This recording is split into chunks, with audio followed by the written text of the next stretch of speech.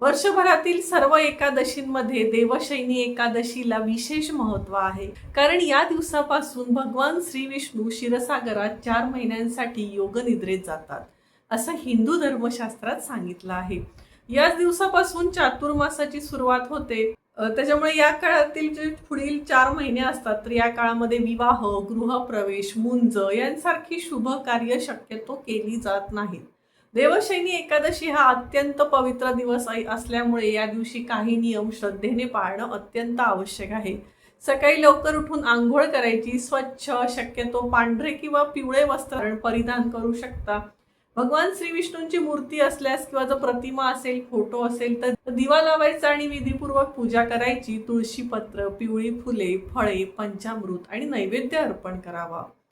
ओम नमो भगवते वासुदेवाय या मंत्राचा 108 वेळा जप जरूर करा. ज्यांना पूजा करणं शक्य नाही त्यांनी ओम नमो भगवते वासुदेवाय आणि विष्णू सहस्त्रनामाचं पठण नक्की करू शकता. या दिवशी उपवास, सात्विक आहार घ्यावा आणि नेहमी मनामध्ये सकारात्मक विचार ठेवावेत. दिवसभर भगवान श्री विष्णूंच्या नामस्मरणात राहावं. ब्राह्मण, गरजू किंवा गरिबांना अन्न, वस्त्र, फळे किंवा आपल्या श्रद्धेनुसार यथाशक्ती जे काही दान करणं शक्य आहे ते तुम्ही दान करू शकता. आता अतिशय महत्त्वाचं की या दिवशी काय करू नये. तर देवशयनी एकादशीच्या दिवशी तामसिक अन्न म्हणजे मांसाहार आहे, मद्य आहे, कांदा, लसूण आणि कोणत्याही प्रकारची नशा करू नये. हे मद्यपान हे वगैरे ह्या ज्या गोष्टी आहेत त्या कायमच्याच बंद केल्या तरी चालू शकतात.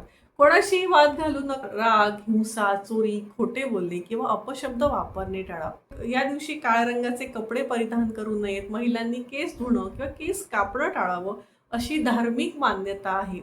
तुळशीची पाने तोडू नयेत आणि तुळशीचा अनादर करू नये. घरातील वातावरण शांत, सात्विक आणि भक्तिमय ठेवावं. देवशयनी एकादशीचा उपवास हा केवळ उपवासाचा दिवस नाही, तर तुमचं मन किती सकारात्मक आहे, तर तुमचं मन, वाणी आणि आचरण शुद्ध करण्याचा दिवस आहे. श्रद्धेने केलेली पूजा, नामजप, दान आणि सेवा यामुळे भगवान श्री विष्णूंची कृपा प्राप्त होते अशी श्रद्धा आहे.